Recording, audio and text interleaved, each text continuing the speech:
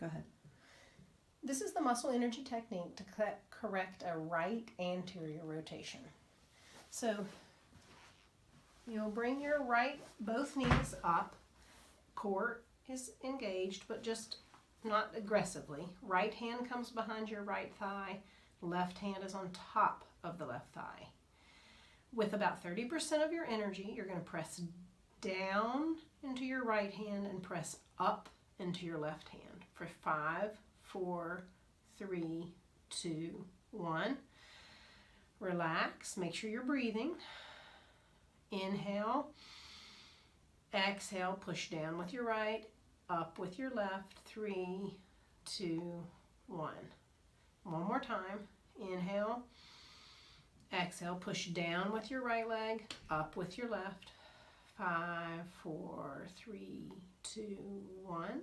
And then always finish with an adductor squeeze. A block of some form, a pillow, a soccer ball. Squeeze. 5, 4, 3, 2, 1. Relax. Again, you'll repeat 2 times.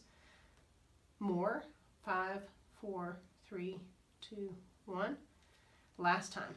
5, 4, 3, 2, 1.